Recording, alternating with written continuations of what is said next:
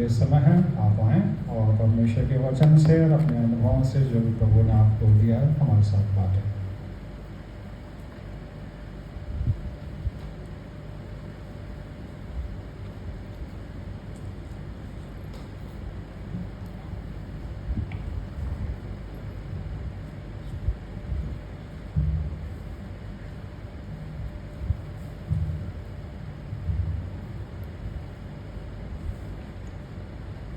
मैं परमेश्वर का धन्यवाद करता हूँ कि उसने ये अवसर मुझे दिया है कि इस सेशन के अंदर जो Methodist pink city Methodist church के द्वारा आयोजित किया जा रहा है, रिटायर लोगों के उस सेवा के बारे में जो वो अपने जीवन के उस पड़ाव पर आकर परमेश्वर को ज़्यादा से ज़्यादा समय दे सकते हैं। मैं धन्यवाद देना चाहता हूँ पास्टर भास्कर फ्रेडरिक साहब का, आपकी पास्टर कमेटी का और आप सबका भी जो इस स्थान पर उपस्थित हैं, ताकि हम सब मिलकर परमेश्वर के वचन से कुछ बातों को सीख सकें। मैं साथ ही धन्यवाद देना चाहता हूँ अजमेर में कुछ लोग इस आयोजन के लिए लगातार प्रार्थना और विनती कर रहे हैं। हमारे प्रेयर सेल जिसके हमारे लीडर हैं मिस्टर IC मैसी, जो 82 इयर्स के हैं, और उनमें एक बड़ी ज़ील है इस बात की कि वो उन सब विषयों के ऊपर प्रार्थनाएं करें जो उन तक पहुंचाई जाती हैं। उनकी पत्नी वो मिलकर प्रार्थनाएं करते हैं और उनके प्रार्थना करने का तरीका अद्भुत है। वो घर से भी प्रार्थनाएं करते हैं, जूम पर प्रार्थना करते हैं, गूगल मीट पे प्रार्थनाएं करते हैं, चर्च में जाकर प्रार्थनाएं करते हैं, प्रेयर ग्रुप्स के बीच में इन्वॉल्व होकर प्रार्थनाएं करते हैं। तो यकीन जानिए कि गवाहों का एक ऐसा बड़ा बादल हमें घेरे हुए है जो आज के इस आयोजन के लिए, इस वर्कशॉप के लिए लगातार विनती और प्रार्थना कर रहा है। और मेरा ये ईमान है कि हम जब यहाँ से उठेंगे तो निश्चित तौर से परमेश्वर की उस आशीष को प्राप्त करके उठेंगे, एक नई स्फूर्ति के साथ, एक नए जोश के साथ, और ये जानेंगे कि परमेश्वर हमसे अब और कुछ खिदमत लेना चाहता है। हमने सरकारी सेवाएं बहुत दी हैं, बहुत सारे स्थानों पर हमने जाकर सेवाएं दी हैं, सामाजिक कार्यकर्ता के रूप में भी हमने बहुत सेवाएं दी हैं, लेकिन अब परमेश्वर की योजना आपके जीवन के इन अंतिम वर्षों में, जिसे हम अंतिम पड़ाव भी कह सकते हैं, मनुष्य के आयु के दिन परमेश्वर के पास लिखे हैं। कोई नहीं जानता कि कल मेरा जीवन का अंतिम दिन है या 10 वर्ष बाद है, लेकिन यदि आप ये चाहते हैं कि अपने उस बचे हुए जीवन को परमेश्वर के हाथों में दें, तो ये सेशन आपके लिए निश्चित तौर पर एक आशीष लेके आने वाला है। आइए हम प्रार्थना करें। हमारे जीवित महान और अत्यंत दयालु स्वर्ग पिता, राजाओं के राजा, प्रभुओं के प्रभु, सर्वशक्तिमान हमारे परमेश्वर, हम यीशु मसीह का नाम लेकर आपके चरणों में, हमारे मुंह की बातें और हमारे दिल के ख्याल तुझे पसंद है। हमारी नजात, हमारी चट्टान, हमें फिदिया देने वाले यीशु मसीह के मीठे और मुबारक नाम से मांगते सुनो कबूल कर, आमीन। भजन संहिता 92 ये मेरे और आपके लिए उन पदों को लेके आता है ताकि हम जानें कि हमारी आज की वास्तविक स्थिति क्या है।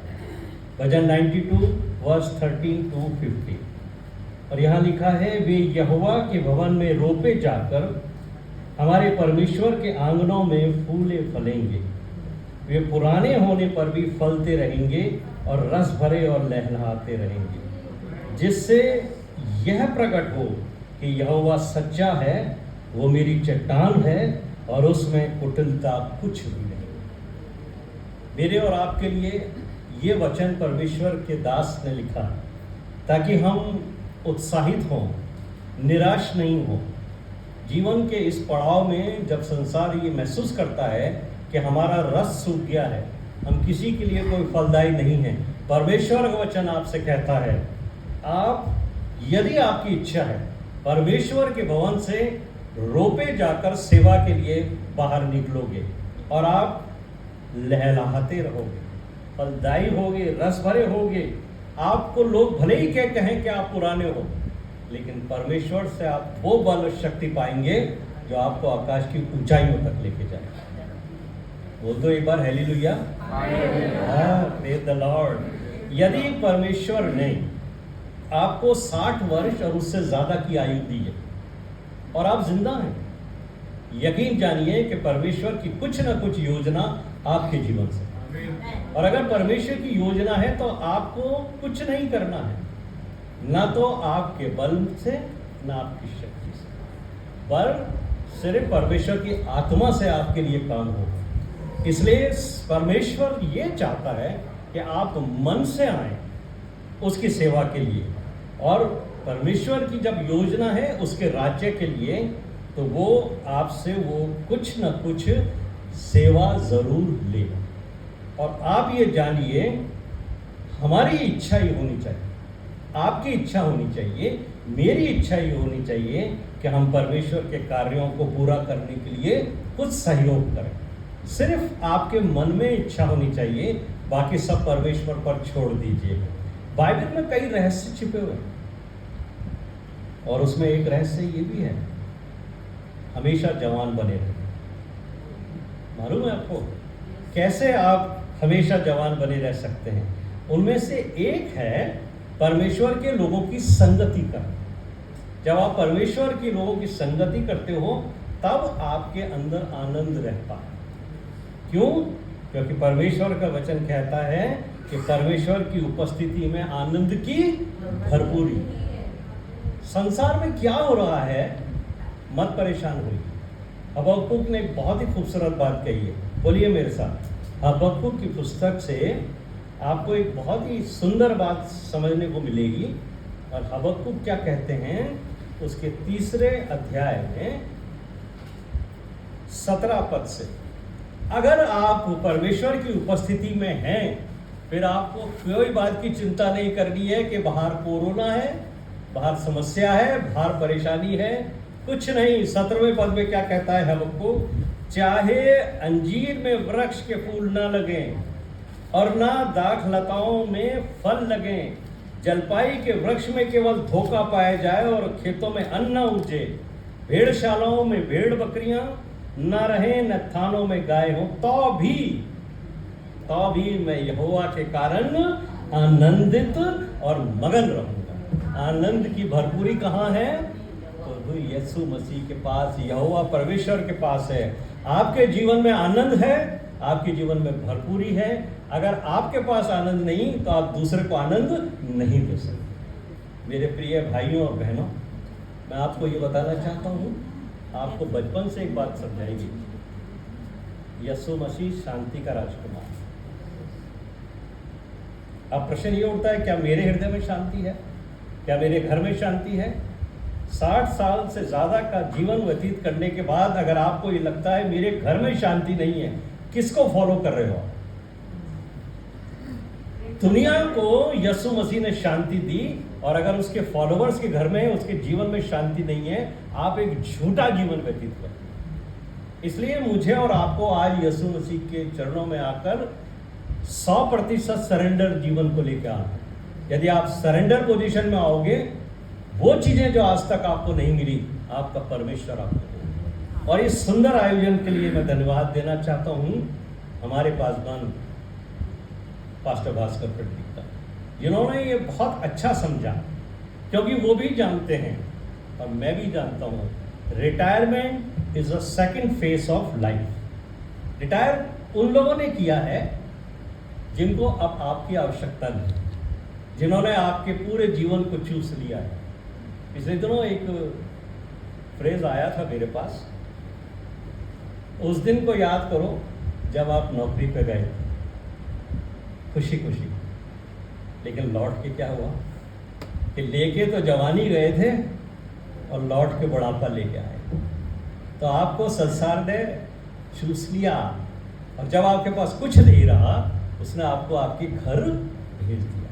लेकिन धन्य है वो लोग जिन्होंने उस अंतराल में भी अपने परमेश्वर को नहीं छोड़ा, उसकी सेवा में कहीं ना कहीं समय निकालकर समर्पण का जीवन व्यतीत किया है। तो परमेश्वर आज आपसे कहता है, मैं तुम्हारे सांसारिक अनुभवों को और आत्मिक तोड़ों को इस संसार के लिए इस्तेमाल करना चाहता हूँ, लेकिन मैं चाहता हूँ कि मेरी इस योजना में तुम हिस्सेदारी दो।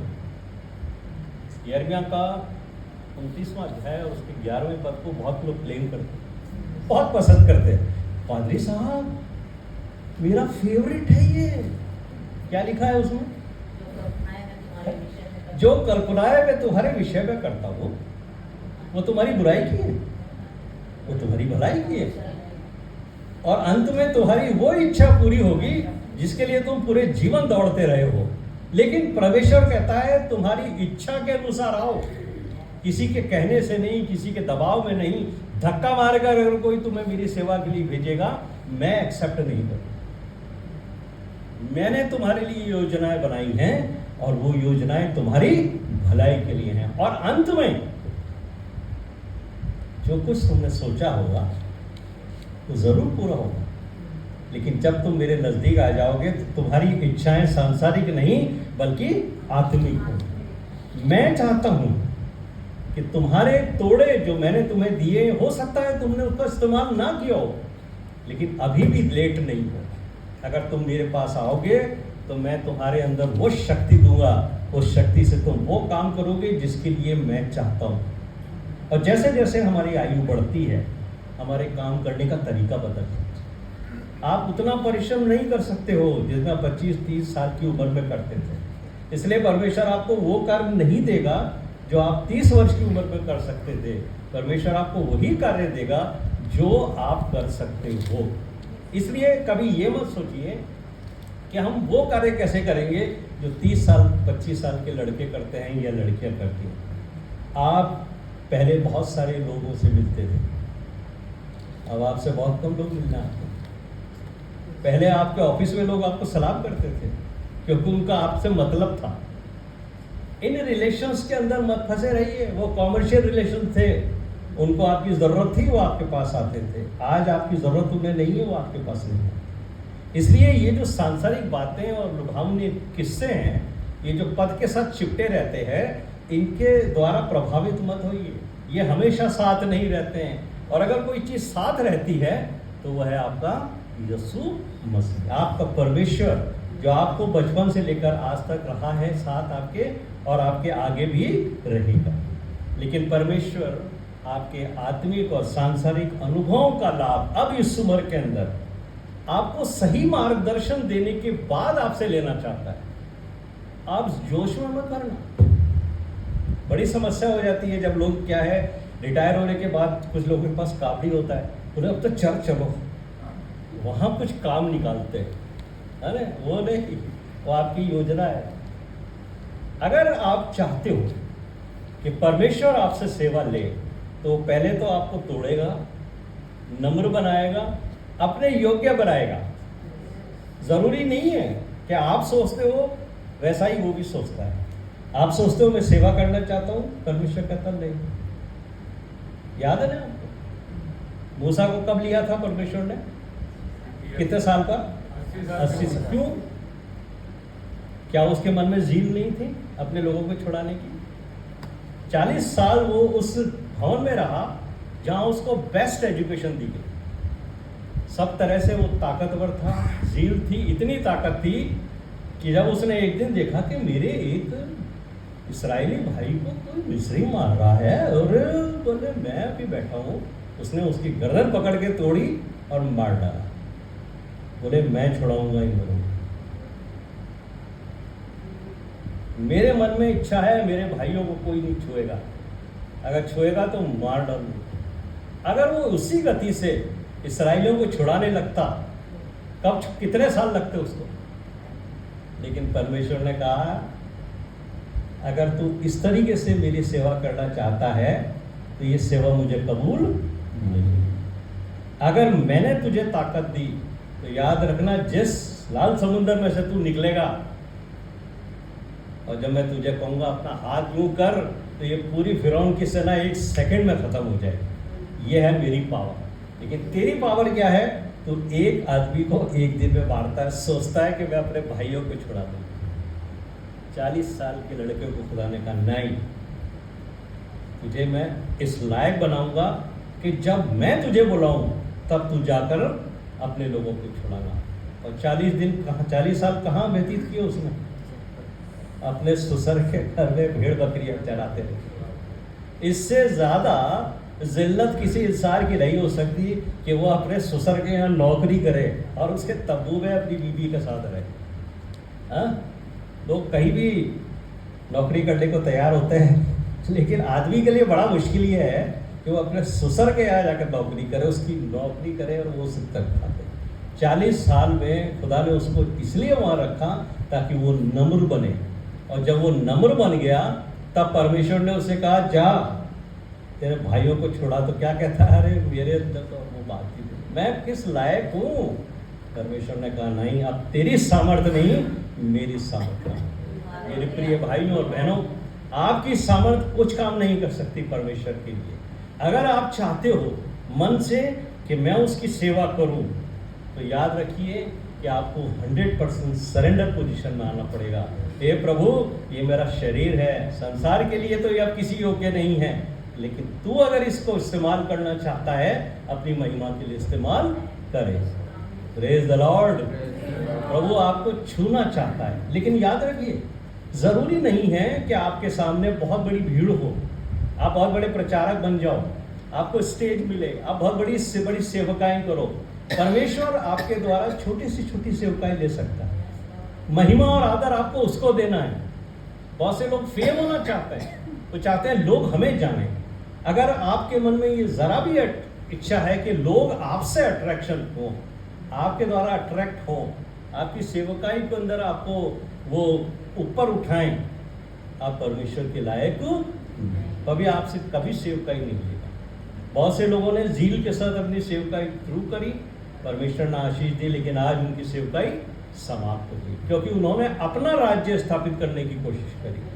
आप याद रखिए, रोज हम दुआ करते हैं प्रभु तेरा राज्य आए, और हमारे मन के अंदर क्या भावना होती है कि लोग हमारे राज्य को स्थापित करने में हमें सहयोग करें।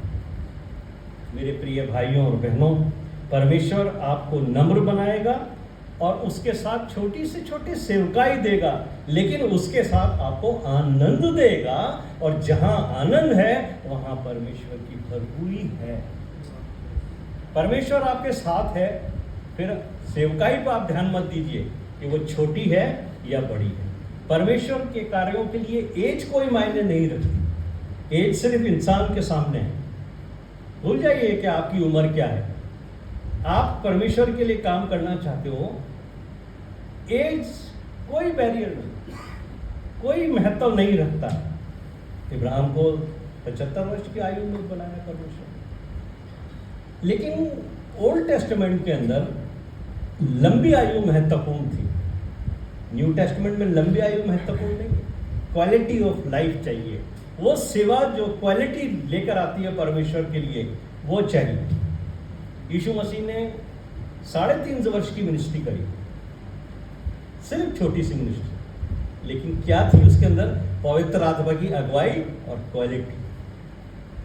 वो जो यीशु मसीह का चेला था याकूब, 30 वर्ष की आयु के अंदर उसका निधन हो गया, उसका सर कलम कर दिया गया। कब उसने यीशु मसीह को ग्रहण किया था? जब वो बड़ा था, बचपन में नहीं किया उसने। 30 साल तक सेवा नहीं करी, पर वो यीशु मसीह ने एक दिन उसको बुलाया, थोड़े दिन उनके साथ रहा, और उसके बाद उसका जीवन समाप्त हो गया। छोटा समय, लेकिन ऐसी सेवकाई जिसको मैं और आप याद करते हैं। स्तुफनुस, नौजवान लड़का, आयु में मत जाइए, लेकिन उसके विश्वास को और वो सेवा कि आज उसका नाम पवित्र शास्त्र में मेरे और आपको एक मार्गदर्शन देता है। तो मेरे और आपके पास आयु भले ही कम हो, समय भले ही कम हो, लेकिन जो भी हम मैं और आप करें वो क्वालिटी वर्क होना चाहिए। और क्वालिटी वर्क मैं और आप नहीं करेंगे, पवित्र आत्मा करेगी, क्योंकि उसके पास क्वालिटी है। और उन अशुद्ध आत्माओं से बचिए जो आपको गलत मार्ग पर लेके जाने की कोशिश करेंगे। और इसके लिए प्रार्थना कीजिए, स्पिरिट ऑफ डिसर्नमेंट मांगिए, प्रभेद की आत्मा कि हे प्रभु तू मुझ में वो आत्मा दे ताकि मैं ये जान सकूं कि कौन लोग मुझे गलत रास्ते पे खींचना मांग रहे हैं, कौन लोग मुझे सही रास्ते पे खींचना मांग रहे हैं। क्योंकि बहुत से ऐसे ग्रुप हैं, जब आपके अंदर वो एक जील देखेंगे काम करने की, वो आप खींचेंगे अपनी तरफ। लेकिन आपको परमेश्वर के पास घुटनों पे बल रह के प्रार्थना करनी है, प्रभु मुझे दर्शन दें। और जब तक मैं नहीं निकलूंगा अपने घर से या नहीं निकलूंगी, जब तक पवित्र आत्मा मुझे सामर्थ्य नहीं।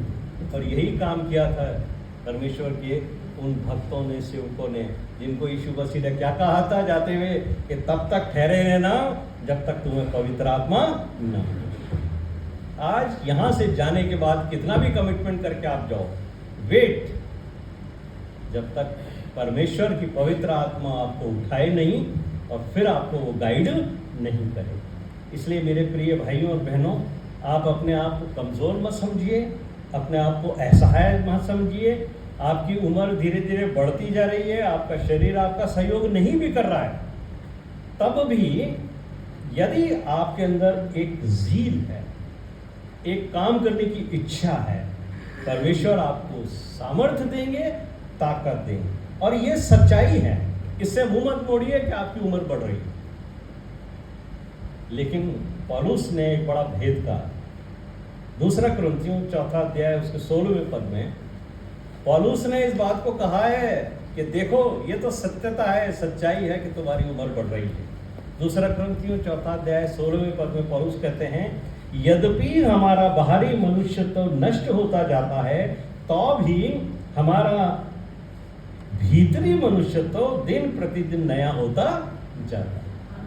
हमें मालूम है हमारा जो शरीर है वो धीरे धीरे कमजोर होकर क्षीण होता जा रहा है, और अंग्रेजी में क्या कहते हैं इसको, डिकेइंग पोजीशन, खस्ता हाल होता जा रहा है। लेकिन हमारा जो इनर है, शरीर बूढ़ा हो रहा है, लेकिन आपकी आत्मा रिन्यू होती जा रही है। नए सिरे से आप बल और शक्ति परमेश्वर की आत्मा से पाते जा रहे हैं। ये तो सच है, हमारी उम्र बढ़ रही है।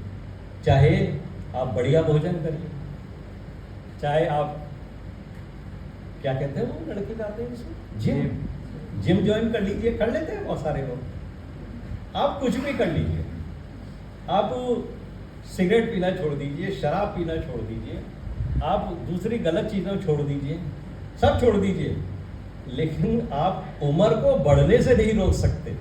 और शरीर के ख़त्म होने की ये प्रक्रिया है। परमेश्वर ने ये हमारी जो आयु बनाई है वो इस तरह की बनाई है कि एक दिन धीरे धीरे हमारा शरीर इस संसार से समाप्त हो जाता है। उस पर ध्यान मत दीजिए कि मैं ख़त्म होता जा रहा हूँ, बल्कि अपनी उस आत्मा पर ध्यान दीजिए जिसको पौलुस कहता है कि हर रोज़ प्रत्येक दिन मेरी आत्मा नई होती चली जाती। मेरे प्रिय भाइयों और बहनों, पौलुस हमें ये बात कहते हैं, परेशान नहीं करते, निराश नहीं करते कि वो तुम्हारा शरीर कमज़ोर होता जा रहा है, लेकिन वो एक दर्शन दे रहे हैं कि भले ही ये तुम्हारा शरीर कमज़ोर होकर एक दिन ख़त्म हो जाएगा, ये तो इसकी प्रक्रिया है, परमेश्वर ने इसको इसी तरीके से ख़त्म करने का रखा है। लेकिन तुम्हारे अंदर जो है, जो आत्मा तुम्हारे अंदर है, वो नई होती जा रही है, और उसके लिए कि आपकी जो इनर लाइफ है वो नई होती जाए, उसके लिए परमेश्वर के पास योजना है। और वो ये योजना है कि परमेश्वर चाहते हैं कि आपका जो इनर लाइफ है, आपकी जो इमेज है, आप यीशु मसीह की इमेज में ट्रांसफॉर्म होते चले जाएं, आप यीशु मसीह के चरित्र के अनुसार बढ़ते चले जाएं। इसलिए मुझे और आपको ये देखना है कि वो चरित्र जो यीशु मसीह का है, क्या वो चरित्र मेरा है। मैं इंसान हूँ, यीशु मसीह भी इंसान था। आप यीशु मसीह जो मनुष्य के रूप में आया, उसके चरित्र में जो चीज़ें नहीं थी वो आपके चरित्र में हैं, तो उसको आपको पहले निकालना पड़ेगा। आप ये मत सोचिए कि आप जैसे ही हो वैसे के वैसे परमेश्वर आपसे सेवा लेगा, नहीं। अगर आपका ये लाइफ का गोल है कि मेरा इनर लाइफ, मेरा कैरेक्टर, मेरा चरित्र यीशु मसीह के स्वभाव में ढलता चला जाए, तब आप परमेश्वर के योग्य बनो। याद है आपको यीशु मसीह ने क्या कहा था? जब ये पूछा जाता है यीशु मसीह दुनिया में क्यों आए, पूछते ना, कई बार बहुत से लोग बहुत सी बात करते हैं, लेकिन यीशु मसीह क्यों आए दुनिया में, यीशु मसीह खुद बताते हैं। जॉन 6:38 के अंदर क्या लिखा है? यीशु मसीह ने ये बात कही है कि मैं स्वर्ग से इसलिए आया हूं ताकि अपनी नहीं पर अपने भेजने वाले की इच्छा पूरी हो। यीशु मसीह ने कहा है कि मैं अपनी इच्छा पूरी करने के लिए स्वर्ग से नहीं उतरा हूं। तो याद रखिए, मैं और आप भी अपनी इच्छा पूरी करने के लिए अब बचा हुआ जीवन व्यतीत नहीं करेंगे। अगर हमें उस संसार में कुछ करना है परमेश्वर के राज्य की स्थापना के लिए, तो उसकी इच्छा को हमें पूरी करना। और ये सेशन बहुत अच्छा है मेरे प्रिय भाइयों और मेरी प्रिय बहनों। जो बीत गया सो बीत गया, लेकिन अब जो समय बचा है आपकी लाइफ का, आपको नहीं मालूम कितने वर्ष का है, लेकिन अब उसको वेस्ट मत करिए। आज के सेशन के बाद आप यहां से कुछ कमिट करके जाइए। मैं बचा हुआ जीवन अब वेस्ट नहीं करूंगा, बल्कि ज्यादा से ज्यादा समय परमेश्वर के कार्यों के लिए मैं दूंगा और मैं दूंगा। तब तो ये वर्कशॉप आपके जीवन के लिए एक आशीष लेके आएगा, वरना आप खाली हाथ आए हो, खाली हाथ चले जाओगे। लेकिन याद रखिए, न्याय के दिन जब आप वहां खड़े होगे, तब परमेश्वर आपसे यही पूछेगा, मैंने तुझे हर वो चीज दी जिसकी तूने डिजायर कर, जॉब दिया, तेरे को एक अच्छी पत्नी दी, पत्नियों से कहेंगे तेरे को एक अच्छा पति दिया, बच्चे दिए, परिवार दिए, संसार के लिए जो आवश्यकताएं थी सब तेरे को दी। क्या लेके आया तू मेरे पास? ना तो आप FDR ले सकते हो, न वो बंगला जो आपने बनाया, न वो कार, न वो ऑर्नामेंट्स, कुछ नहीं ले जा सकते। खाली हाथ तो जा नहीं सकते ना। उसके सामने आप खाली हाथ जाओगे तो क्या होगा? क्या कभी तुमने गाने तो बहुत गाए, खुद बचना ही काफ़ी नहीं है और रोग को बचाना होगा, तो बोले लाओ उसका हिसाब दिखाओ। परमेश्वर भी एक ही चीज़ का हिसाब लेगा, सबके हिसाब दे। हाँ, ये नहीं है कि हम छुप सकते हैं, और हमें बताना पड़ेगा, हिसाब देना पड़ेगा। यहाँ के जो न्यायाधीश होते हैं ना संसार के, उनके सामने तो आप चुप रह सकते हो, जरूरी नहीं है बोले हम तेरे सवालों का जवाब दे। यीशु मसीह ने भी पिलातुस के सवालों का जवाब नहीं दिया, बोले कुछ नहीं देता। लेकिन यीशु मसीह जब बैठेंगे न्याय सियासत के सामने, वहाँ आप चुप नहीं रह सकते, वहाँ तो आपको बोलना पड़ेगा, बताना पड़ेगा। यीशु मसीह कहेगा मैंने तेरे लिए इतना कुछ किया, अपना बलिदान दिया, लहू बहाया, ये सब तुझे किया, तू पापी था, पाप से तुझे छुड़ाया, बोले हाँ छुड़ाया, फिर क्या किया? खाली हाथ। आज परमेश्वर मुझसे कहता है, बचा हुआ जीवन किसके लिए व्यतीत कर रहे हो? किसके लिए कर रहे हो? मेरे पास आओ, मैं तुम्हें सामर्थ्य दूंगा, मेरे लिए काम करो। और मैं कई बार उत्साहित करता हूँ लोगों को कि आप बाइबल पढ़िए, बहुत अच्छा लगता है। जब मैं बात करता हूँ, मैं कई जगहों पे जाता हूँ, वहाँ लोगों से बात करता हूँ, पूछता हूँ क्या पढ़ रहे हैं आप, तो बहुत सारे लोग मुझे कहते हैं ब्रदर हम तो बाइबल को यूँ खोलते हैं सुबह, अब परमेश्वर कहता है ये पढ़ो, तो कमाल का परमेश्वर आपका है, रोज नई नई बातें मैंने कभी याद रहती है आपको कि कल क्या पढ़ा था आपने? बोले परमेश्वर कहता है आज ये पढ़ो, आज वो पढ़ो। क्या ये सही? आप कुछ भी पढ़िए खोलकर, आप जहां थे ना वहीं खड़े रहो। मुझे बड़ी खुशी हुई, कल मैं यहाँ था और मैं देखा कि इस चर्च में, इस मंडली के अंदर बाइबल का अध्ययन कराएगा। बाइबल की एक पुस्तक को आपको दिया गया, पढ़िए, स्टडी करिए। अब आपका टेस्ट होगा, और टेस्ट होता है, उनको मंडली के सामने पारितोषिक हिंदी में कहते हैं, है ना, वो दिया जाता है, परमेश्वर उनको आशीष देते हैं। लेकिन कभी आपने सोचा कि ये बात क्यों कही गई है कि एक बुक का अध्ययन करें। जब आप रोज सुबह कोई चैप्टर खोलते हो, पढ़ते हो, आज आपने मत्ती में से पढ़ लिया, कल आपने भजन संहिता पढ़ लिया, परसों आपने उत्पत्ति पढ़ लिया, आपको कुछ समझ में नहीं आया जब तक कि आप प्रॉपरली बाइबल की स्टडी नहीं करोगे, बाइबल का अध्ययन नहीं करोगे। और अध्ययन करने का ये तरीका नहीं है, तरीका वही अपनाइए जो आपको बचपन से सिखाया गया है। जब आप क्लास में जाते हो स्कूल में, आपको पहला चैप्टर पढ़ाया जाता है, जब वो समझ में आ जाता है तब आपको सेकंड चैप्टर पढ़ाया जाता है, सेकंड के बाद आपको थर्ड चैप्टर पढ़ाया जाता है। और जो मेरे साथ सहमत होंगे या टीचर्स होंगे वो कहेंगे this is the right way to teach a student. अगर आपको प्रकाशित वाक्य पढ़ के बताया जाए, जिसको उत्पत्ति के बारे में नहीं पता वो प्रकाशित वाक्य क्या सीखेगा। कई लोग मुझे कहते हैं हमने 7 बार बाइबल पढ़ ली, बहुत अच्छी बात है, अखबार भी आप रोज पढ़ते हो, वैसे ही पढ़ रहे हो बाइबल, कुछ प्राप्त नहीं होगा। लेकिन हाँ, Christian life is a practical life, यही कहते हैं। क्या कहते हैं? मसीह जीवन जो है वो तो यीशु मसीह के पीछे पीछे चलना प्रैक्टिकल लाइफ है। लेकिन जो स्टूडेंट थ्योरी नहीं जानता ना, वो प्रैक्टिकल नहीं कर सकता। थ्योरी जानता है जो स्टूडेंट, वही प्रैक्टिकल में पास होता है। पहले थ्योरी जानिए, बाइबल को पढ़िए, उसका अध्ययन करिए। आप परमेश्वर को जानते नहीं हो, आप यीशु मसीह को जानते नहीं हो, यीशु मसीह आपके चरित्र से क्या चाहता है, यीशु मसीह की क्या शिक्षाएं हैं, अगर हमें वो नहीं पता हम उसको फॉलो कैसे करेंगे? इसलिए मुझे अच्छा लगा कि यहाँ पर गहराई से अध्ययन कराया जाता है कि आप पहले मत्ती का पूरा चैप्टर तो पढ़ लीजिए, तो आपको पता पड़े यीशु मसीह कैसा चरित्र था, क्या वो चाहते हैं, कैसा आपको जीवन व्यतीत करना है। आप बिगड़ जाने अगर चलने लगोगे, फिर आपको शैतान गलत रास्ते के ऊपर लेके जाएगा। तो ये बहुत अच्छा है भाई साहब, आई अप्रिशिएट दिस। और मैं परमेश्वर का धन्यवाद करता हूँ कि आप जो हैं वो लोगों को उत्साहित करते हैं। तो मैं कह रहा था कि आप बाइबल पढ़िए, रोज पढ़िए, खूब पढ़िए, लेकिन साथ ही साथ आप कुछ मिशनरीज की बायोग्राफी पढ़िए, लाइफ पढ़िए आप, कि किस तरीके से मिशनरीज ने ज़ील में भरकर परमेश्वर की सेवा की।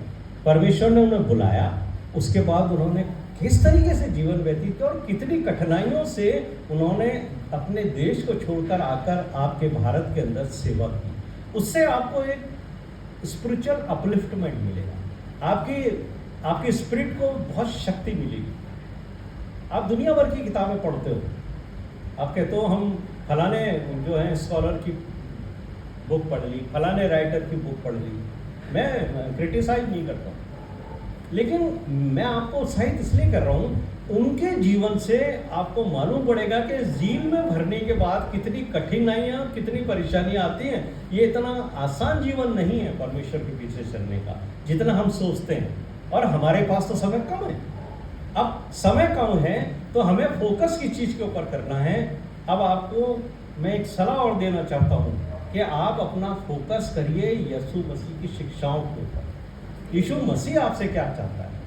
आप उन किताबों से दूर रहिए जो आपको भविष्यवाणियाँ समझाती हैं, जो आपको भविष्य में क्या होगा 10 साल बाद, वो आपको आज फंसा देते हैं। आप 10 साल बाद के लिए सोचने लगते हो कि ये भूकंप आएंगे, ऐसा होगा, यीशु मसीह आएंगे, और आज आप अपना जीवन खो देते हो। आज आपको ये मालूम नहीं है कि आपके जीवन में कितने पाप छिपे हुए हैं। आपके जीवन को आज चेंज होने की ज़रूरत है, और वो लोग अपनी किताबें बेचने के लिए आपको भविष्य की बातें बताते हैं। आपका परमेश्वर आज का परमेश्वर है। आपका परमेश्वर क्या कहता है? हिब्रूज बुक के अंदर भी क्या लिखा है? देखो, इब्रानियों के 13:5 के अंदर, यदि आज तुम उसका सब सुनो, अपने मनों को कठोर मत करना। आज बुला रहा है परमेश्वर आपको, 10 साल बाद नहीं बुलाएगा। आप मत सोचिए कि 10 साल बाद मैं सेवा के लिए जाऊंगा। आज का दिन परमेश्वर ने बनाया, और गाते भी हमें, आज का दिन प्रभु ने बनाया। हमारा परमेश्वर जीवित परमेश्वर है, हमारा परमेश्वर बात करने वाला परमेश्वर है। हमारा परमेश्वर रोज आपसे बात करता है, लेकिन वो आज की बात करता है। वो आज आपके चरित्र को रिन्यू करना चाहता है, आपकी स्पिरिट को स्ट्रेंथन करना चाहता है आज, ताकि आप आज उसकी सेवा करें। कल का दिन आपके जीवन में आए या ना आए, इसकी कोई गारंटी नहीं है। इसलिए भविष्यवाणियों पे मत उलझिए। इसका आप स्कॉलर बन सकते हो, ज्ञान आपके पास हो सकता है, लेकिन आपके चरित्र में कोई बदलाव नहीं आता। जितने लोग इन किताबों में उलझ गए हैं, उनका जो जीवन पाप भरा हुआ था वो वही है, भले ही आप कितनी भी भविष्यवाणियों की बात करो। लेकिन मैं कहता हूँ आप बाइबल पढ़ो, और विशेषकर आप जो गॉस्पल्स हैं उन्हें पढ़ो, ताकि आपको पता पड़े कि यीशु मसीह कैसा जीवन चाहता है, कैसा चाहता है। क्योंकि इब्रानियों का लिखने वाला जो अपने 12वें अध्याय में कहता है, अपने उद्धारकर्ता यीशु मसीह को ताकते हुए अपने जीवन के दिन बसर करो। कांस्टेंट आपको सिर्फ यीशु मसीह को देखना है, इधर नहीं देखना है, उधर नहीं देखना। आपने दुनिया में बहुत समय व्यतीत कर दिया, 50 साल, 60 साल, 70 साल, बहुत कुछ आपने देख लिया, कुछ लाभ नहीं हुआ है। अब दुनिया आपको कितना भी आकर्षित करे, उधर आपको नहीं देखना है। लेकिन अगर आपने ये निर्णय लिया कि हाँ, मैं अब इस वर्कशॉप के बाद यीशु मसीह का एक चेला बनकर यीशु मसीह की आज्ञा के अनुसार अपना जीवन व्यतीत करूंगा, तो मैं आपको कुछ वार्निंग देना चाहता हूं। परमेश्वर के भय में जो पवित्र आत्मा ने मुझे कहा है, मैं आपको स्पष्ट कहना चाहता हूं। नो मीठी गोली, नो चिकनी चुपड़ी बातें, स्पष्ट कि आपको परमेश्वर की योजना के अनुसार जीवन व्यतीत करना है। अगर आप कुछ करना चाहते हो, आपको कुछ बातें छोड़नी पड़ेंगी, यदि वो आपके जीवन में हैं तो। अगर नहीं है, यू आर वेल। अगर एक भी व्यक्ति ऐसा है जिसके जीवन में वो बातें जो अब मैं बताने वाला हूं अगर पाई जाती हैं, उसको आपको छोड़ना पड़ेगा, वरना परमेश्वर आपसे सेवा नहीं लेगा। क्या क्या छोड़ना है आपको? सबसे पहले जो बात आपको छोड़नी है वो है क्रोध, गुस्सा। अगर आप में से एक भी व्यक्ति ऐसा है जो गुस्सा करता है, जिसको क्रोध आता है, आपको क्रोध छोड़ना पड़ेगा। क्यों? क्योंकि यीशु मसीह क्रोध नहीं करते, यीशु मसीह गुस्सा नहीं करते। अगर आप यीशु मसीह को फॉलो करना चाहते हो, आपको क्रोध छोड़ना पड़ेगा। क्यों क्रोध छोड़ना पड़ेगा? क्योंकि यीशु मसीह ने यह शिक्षा दी है। मत्ती का 5वां अध्याय उसके 21वें पद में यीशु मसीह ने क्या कहा था? तुमसे कहा गया हत्या मत करो। लेकिन यीशु मसीह कहते हैं, मैं हत्या तक तो तुम्हें पहुंचने ही नहीं दूंगा। अगर तुम मुझे फॉलो करोगे, अरे तुम हत्या तक कभी पहुंच ही नहीं सकते। क्योंकि यीशु मसीह ग्रास रूट लेवल पर जहां से सिन पैदा होता है, वहां आपको रोकना चाहता है। ओल्ड टेस्टामेंट आपको ये बताता है, यदि आप ये पाप करोगे तो आपको ये दंड मिलेगा, ये पाप करोगे ये आपको दंड मिलेगा। लेकिन यीशु मसीह कौन है? क्या कहते हैं यीशु मसीह? उद्धार सेवियर। सेवियर से क्या समझते हैं? बचाने वाला। किस चीज से? पाप में गिरने के बाद बचाने वाला, या पाप में गिरने से पहले बचाने? गिरने से पहले बचाने। यीशु मसीह आपका, आप मत कहिए कि वो आपका सेवियर है। अगर आप बार बार पाप करते हो, यीशु मसीह को स्वीकार करने के बाद भी आप कहते हो मैं पाप में गिर गया, और फिर कहते हो आके प्रभु मुझे क्षमा करना, कल मेरे से एक पाप हो गया, यीशु मसीह आपका सेवियर नहीं, तो आप मत बोलिए उसको सेवियर। अगर यीशु मसीह आपके जीवन में है, वो आपको पाप में गिरने से पहले बचा रहा है।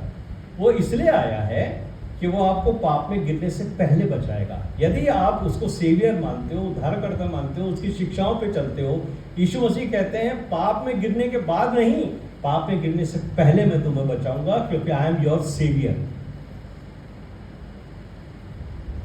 कैसे? तुमसे कहा गया था हत्या मत करो, लेकिन मैं तुमसे कहता हूं, इस पे जोर दिया है, मैं कहता हूं क्रोध मत करो। क्यों? क्योंकि ये क्रोध तुम्हें हत्या तक लेके जाएगा। क्रोध से जलन पैदा होती है, जलन से बदला लेने की भावना पैदा होती है, और जब आप बदला लेने की भावना से जीते रहते हैं, तो आपको जब मौका मिलता है आप उस व्यक्ति के साथ बदला लेते हैं, और वो बदला हत्या तक भी पहुंचता है। एकदम से कोई किसी की हत्या नहीं कर देता। पहले क्रोध धीरे धीरे जलन में पैदा हो जाता है, और जब आप जलते रहते हो आपके मन में एक ही भावना होती है, इस व्यक्ति से मैं बदला लूंगा, और जब आपको मौका मिलता है आप बदला लेते हो, और वो बदला हत्या में बदलती है। यीशु मसीह कहते हैं हत्या तक तो मैं तुम्हें पहुंचने ही नहीं दूंगा। कहां से ये ख्याल आता है हत्या का, मैं वहां तुम्हें रोकूंगा। क्रोध के ऊपर आपने विजय प्राप्त कर ली तो आप हत्या तक पहुंच नहीं सकते। और क्रोध नहीं करने के लिए मैं आपको इसलिए कहता हूं क्योंकि यीशु मसीह ने कभी क्रोध नहीं किया। तो आपको क्रोध छोड़ना पड़ेगा। दूसरी चीज जो आपको छोड़नी पड़ेगी वो है दूसरों में कमियां निकालना। ये एक ऐसा स्वभाव है जो हम बैठे बैठे चौंच लड़ाते रहते हैं दूसरों के खिलाफ, उसमें कमियां हमें दिखती रहती है। क्रोध सबसे पहले हम क्या करते हैं, घर में पति करेगा अपनी पत्नी पे क्रोध, बच्चों पे करेगा, बेटे पे करेगा, और अगर तेरी शादी हो गई तो तेरी वाइफ के ऊपर भी करेगा, है ना, बेटों पे करेंगे, बहुओं पे करेंगे, क्रोध कुड़कुड़ करते रहेंगे बैठे बैठे। अरे पापा यार क्या है, पर कर रहे हैं। और कमियां हम घर वालों में तो निकालते ही है, उसके बाद क्या निकालते हैं, कलीसिया में निकालते हैं, परिवार के लोगों में निकालेंगे, रिश्तेदारों में निकालेंगे, पड़ोसियों में निकालेंगे, बैठे बैठे कमियां निकालते हैं। और उससे आपका पूरा जो सिस्टम है सोचने का, काम करने का, बात करने का, आपकी लैंग्वेज का, सब बदल जाता है। तो अगर आप परमेश्वर की सेवा करना चाहते हो तो सेकंड स्टेप ये है कि आपको कमियां निकालना बंद करना पड़ेगा। बल्कि आप अपने आप को देखो कि मेरे में क्या कमी है, क्योंकि समय कम है, आपकी लाइफ का समय कम है। तुरंत उन चीज़ों को निकाल दीजिए जो यीशु मसीह के चरित्र में नहीं पाई जाती। अगर आप यीशु मसीह के पीछे चलना चाहते हो, यीशु मसीह के लिए आप कुछ करना चाहते हो, आप कहोगे मैं तो बचपन से यीशु मसीह को फॉलो कर रहा हूँ, लेकिन यीशु मसीह को फॉलो करने वालों में ये चीज़ें नहीं हो सकती। ये तो पहाड़ी उपदेश में है, हाँ ठीक है। बहुत आखिर में नहीं कही है यीशु मसीह ने कि भाई वो जब वो ऊपर जा रहे थे तब का के क्रोध मत करना, पहाड़ी उपदेश में। अच्छा है हम अपने आप को जांचते हैं। ये जो एग्जाम हो रहे हैं इसके अंदर, ये हमें एनालिसिस कराते हैं, खाली सिर्फ स्कॉलर नहीं बनना है। अंकिता फर्स्ट आई थी अभी, मैं अंकिता के पेरेंट्स को कहना चाहता हूँ अपनी बेटी को मैसेज दीजिए, सिर्फ 100 नंबर लाने के लिए उसकी पढ़ाई नहीं करनी, जो पढ़ा है उसके ऊपर चलो। Christianity is only practical life. आपको परमेश्वर डिसाइबल बनाना चाहता है, स्कॉलर नहीं। वो शास्त्री तो बहुत थे पहले के जमाने में, अब शास्त्रियों की जरूरत नहीं है, अब है चेलों की जरूरत। तो हमें क्या करना है, पहली चीज हमें क्रोध छोड़नी है, दूसरी हमें कमियां निकालना छोड़ना हैगा, और तीसरा तो यीशु मसीह ने मत्ती के 7वें अध्याय के पहले पद में कहा था, क्या कहा था, दोष मत लगाना। दोष लगाने का काम आपका नहीं है। अगर आप अभी भी बैठे बैठे दोष लगाने की हैबिट में हो, तुरंत छोड़ दिए। दोष क्यों लगाते हो आप? दूसरों में किसने कहा आपको दोष लगाने के लिए? दोष लगाने का काम शैतान का है, आपका नहीं है। मालूम है आपको किसका काम है? ये शैतान का काम है। और जब आप वहां खड़े होगे न्याय सिंहासन के सामने, शैतान आप पर दोष लगाएगा। ये हैं वो लोग जिनके लिए प्रभु तूने अपना लहू बहाया, लेकिन तेरी शिक्षाओं पे बिल्कुल नहीं चले, ये मेरी शिक्षाओं पे चल रहे हैं। मैंने इनमें ये क्वालिटी डाली कि दूसरों पे दोष लगाया करो। और तो और लोग जो हैं वो घर में दोष लगाते हैं, बाहर आते हैं फिर पादरी पे भी दोष लगाते हैं, पादरी को भी नहीं छोड़ते। दोष लगाते वक्त तो बोले यार, है ना। तो ये दोष लगाने की जो चीज़ है, बोले भाई हम तो जज करते हैं, जज करने की जरूरत नहीं है आपको। हमारा जज कौन है? और उसको जब जज करने की जरूरत है ना, आपकी सलाह की जरूरत नहीं है उसे। आप ये सोचो कि मैं जज करके उसको हेल्प कर रहा हूँ कि खुदा ये लोगों को मैं जज कर रहा हूँ तेरे बिहाफ पे, कोई फ्रेंचाइज नहीं दी उसने। हाँ, आप इस चक्कर में मत रहिए। वो बातें जानता है जो आप और मैं नहीं जानते। यीशु मसीह ने कहा है जो तुम अंधेरे में करते हो ना, वो उजालों में खोला जाएगा। और जो तुम खुसफुस करते हो खाली बहनों की सभा में नहीं होती खुसफुस। हाँ, ऐसा नहीं सोच रहा कि WSTS में खुसफुस होती है भाइयों में भी बहुत होती है। घर में बैठ के धीरे धीरे करते हैं, उसकी फैमिली के बारे में पता किया, उसके लड़के के बारे में, उसकी लड़की के बारे में। खुदा कहता है ये काम तुम्हारा, ये तुम जो छुप छुप के कर रहे हो खुसफुस, ये भी सबके सामने खोला जाएगा। और उस दिन जब न्याय सिंहासन के सामने खड़े होंगे तब ये सबके सामने खोला जाएगा। और एक काम और छोड़ना है आपको, आपके चर्च में मुझे नहीं पता पारी सब, क्योंकि मैं तो कल ही आपके यहाँ आया। चर्च की पॉलिटिक्स भी आपको छोड़नी है। No politics in your life. हमारे चर्चेस में बहुत पॉलिटिक्स करते हैं। अगर आपको परमेश्वर की सेवा करनी है, यीशु मसीह का किसी पॉलिटिक्स से कोई लेना देना नहीं था जब तक वो जीवन में रहे। अगर आप उसके फॉलोअर्स हो, चर्च की कोई पॉलिटिक्स में इन्वॉल्व मत होइए, क्योंकि आपको मालूम नहीं है कौन अच्छा है और कौन बुरा है। ये जो हम कहते हैं ना सब हम उस पार्टी को बिलोंग करते हैं, वो अच्छे लोगों की पार्टियां हैं। और जहाँ पर ये इलेक्शनबाजी होती है पास्टेट कमेटी के लिए, वहाँ शैतान बड़ा काम करता है। हम एक साथ बैठकर प्रेज और वर्शिप करते हैं और फिर एक दूसरे की टांग खींचते हैं। क्यों? क्योंकि हमें सत्ता चाहिए, पद चाहिए। इसलिए चर्च पॉलिटिक्स आपको छोड़नी पड़ेगी। अगर आपको थोड़ा भी इंटरेस्ट है उन चीज़ों में, कलीसिया में क्या हो रहा है, कलीसिया के पैसे कहाँ जा रहे हैं, कौन खर्च कर रहा है, अरे आपका लेना देना नहीं है। आपका काम है आपने दे दिया, परमेश्वर हिसाब लेगा, वो देख लेगा। तो जब जो गलत करेंगे उनका हिसाब परमेश्वर के। आपके पास समय कम है, समय कम है, समय का ध्यान रखिए। आप आपकी लाइफ में जो बचा हुआ समय है उसको 100% सरेंडर होकर परमेश्वर के चरणों में दे दीजिए। फिर एक बड़ी जोरदार बात जो भी आपको छोड़नी पड़ेगी, हाँ, वो है बिना मांगे आप एडवाइस देना बंद करें। लोग पूछते नहीं है। एक बार क्या हुआ, मैं एक स्थान पर था तो मैंने देखा कि एक आंटी चली आ रही है, उनको दो लड़कियों ने देखा, दो पास से पीट करके इधर आ गई। मैंने कहा क्या हो गया बच्चों? बोले नहीं कुछ नहीं हुआ। नहीं, मैंने कहा कुछ तो वो ऐसी क्या बात हो गई, तुम दौड़ा अभी बात कर रहे थे कि नहीं वो आंटी आ रही है। तो मैंने कहा आंटी से इतना क्यों घबरा लो?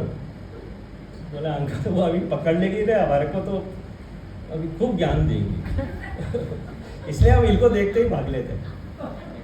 वो आई तो मैंने कहा आज तो इनको बोलना पड़ेगा।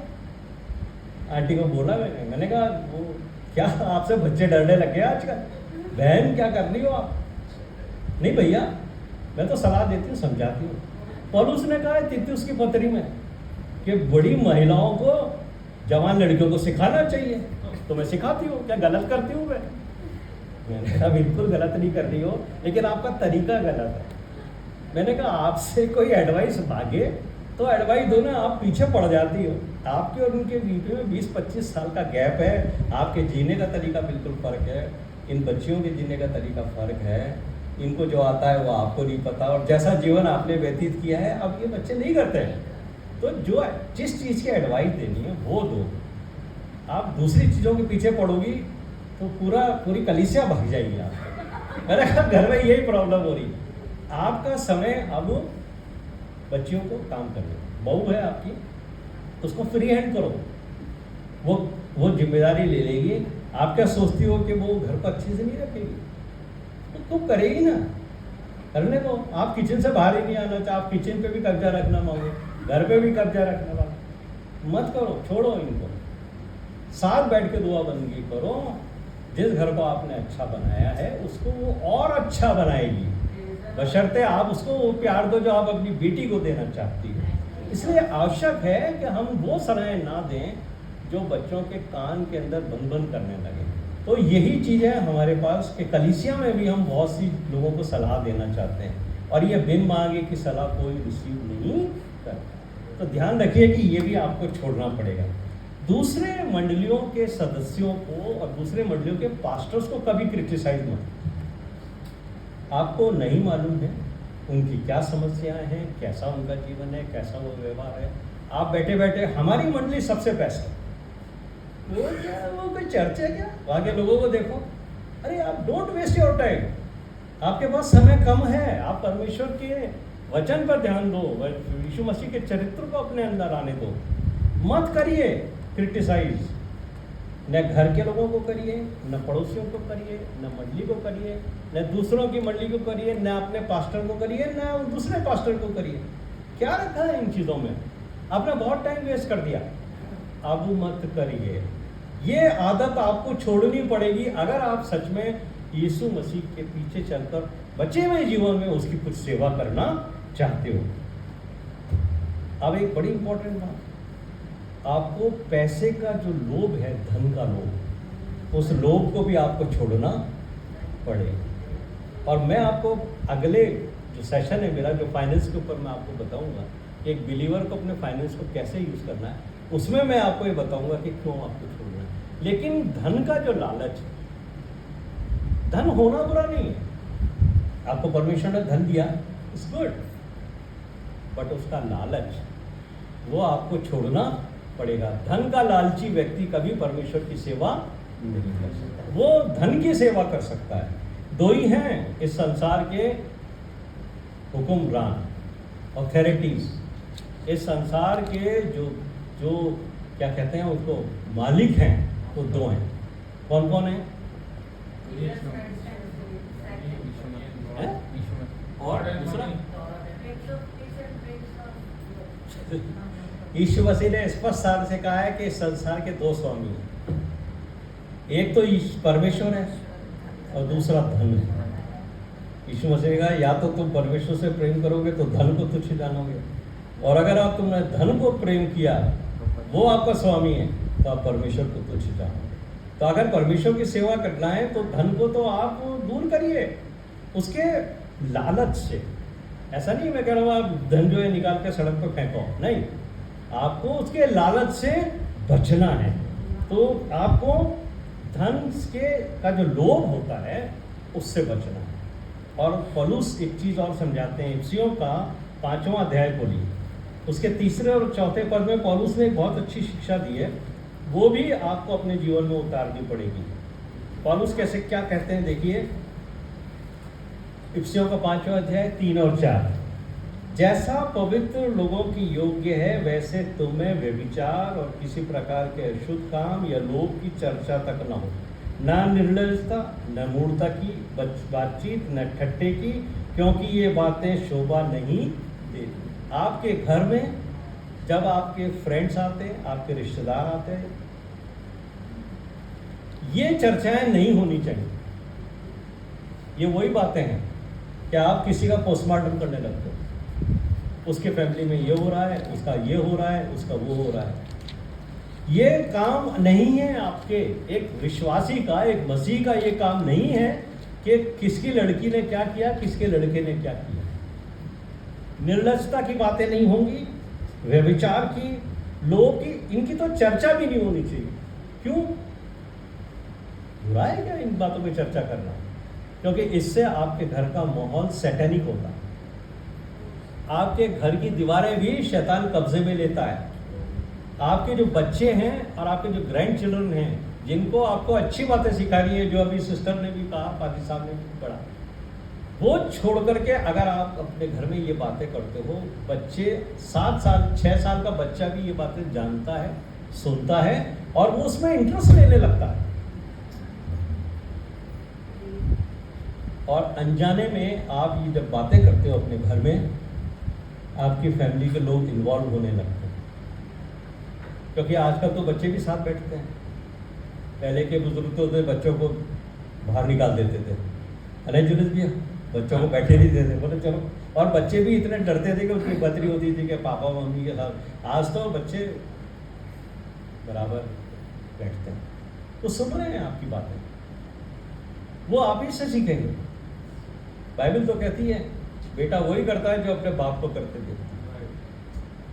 अरे माँ जो करती है वो बेटी करती है, उसी से सीखती है। ये बातें नहीं होनी चाहिए। लेकिन क्या होना चाहिए? पौलुस क्या कहते हैं आगे? धन्यवाद ही सुना जाए। आपके जीवन में क्या कोई ऐसी बात नहीं जिसके लिए आप धन्यवाद दो?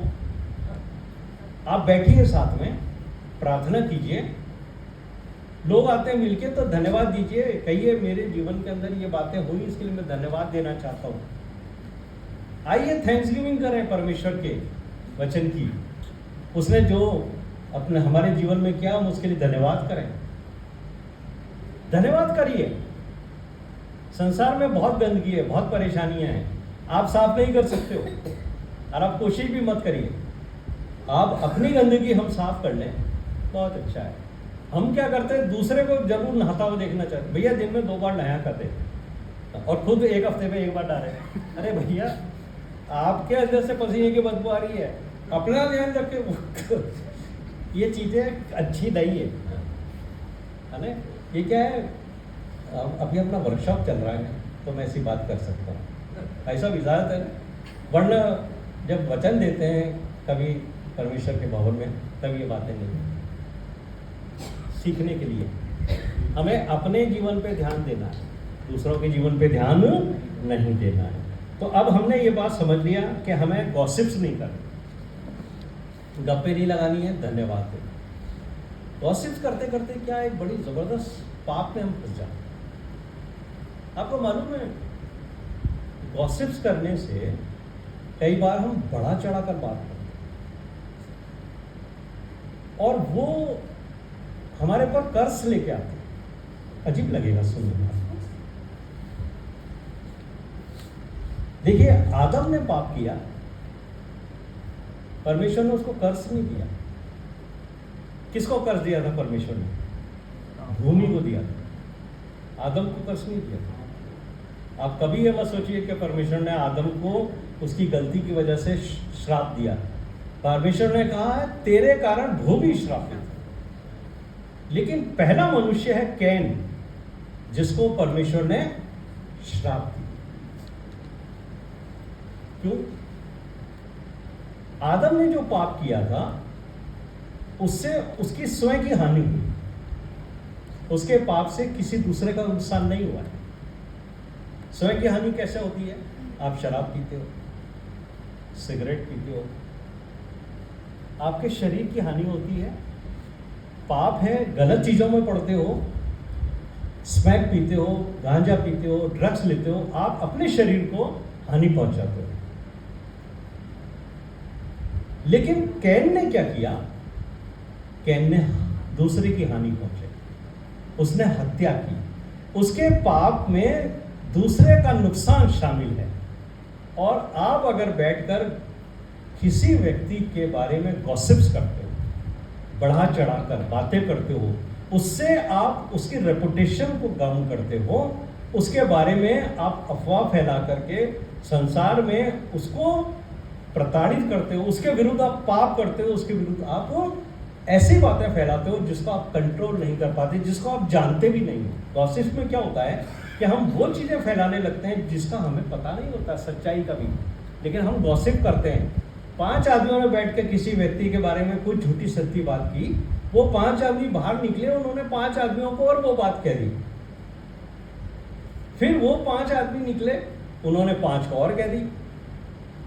आपको जब तक ये पता पड़े कि जो बात आपने उनसे कही थी उस ग्रुप में वो झूठी थी, वो बात गलत थी, आप फिर उसको रोक नहीं सकते। आप चाहो भी ना कि मैं ये जो गॉसिप्स हुई, मैंने जो गलत बात बोल दी, मैं उसको रोक लूँ, स्टॉप करूँ, लोगों से कहूँ भैया ये बात झूठी थी, गलती से मेरे मुंह से निकल गई, उसके बारे में ये बात सच्ची नहीं है। लेकिन जब तक वो इतनी फैल जाएगी कि आपकी वजह से उसकी रेपुटेशन हार, और परमेश्वर आपसे उसका दंड लेगा। झूठी बात फैलाने वाले के लिए प्रकाशित वाक्य में स्पष्ट कहा गया है, अगर आपको शायद 21 में या 22 में उसके अंदर मिलेगा कि झूठ का गढ़ने वाला और झूठ को फैलाने वाला, ये 2 आदमियों का कहीं भी वो नहीं है परमेश्वर के राज्य में।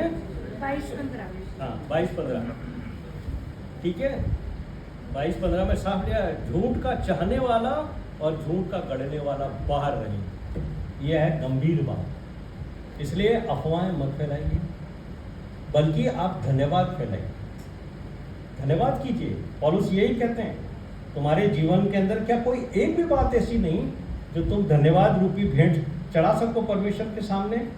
तो आपको आज ये निर्णय लेना है कि क्या आप अपना समय दे सकते हो परमेश्वर के लिए?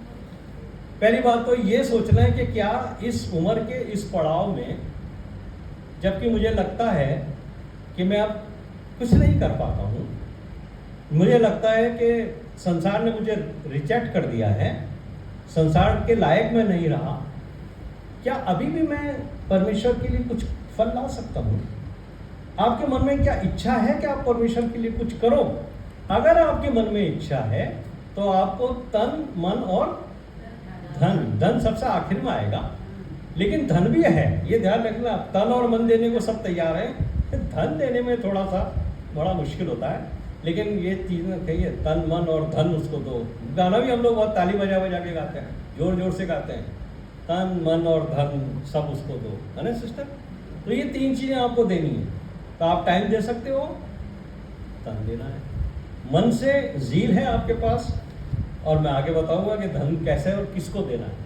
ऐसे नहीं बांटना है, पर किसको देना है, कैसे देना है, परमेश्वर आपको बताएगा। तो अगर आपके मन में है कि तन, मन और धन, ये तीनों के साथ एक जील से भरकर आप अपने बचे हुए जीवन में प्रभु यीशु मसीह की शिक्षाओं पर चलते हुए, उसके अनुसार जीवन जीते हुए, उसकी आज्ञा के अनुसार अपने जीवन में इन बदलावों को लाते हुए, जिनकी चर्चा हमने अभी थोड़ी देर पहले करी कि हमें इन चीज़ों को हमेशा के लिए छोड़ना है।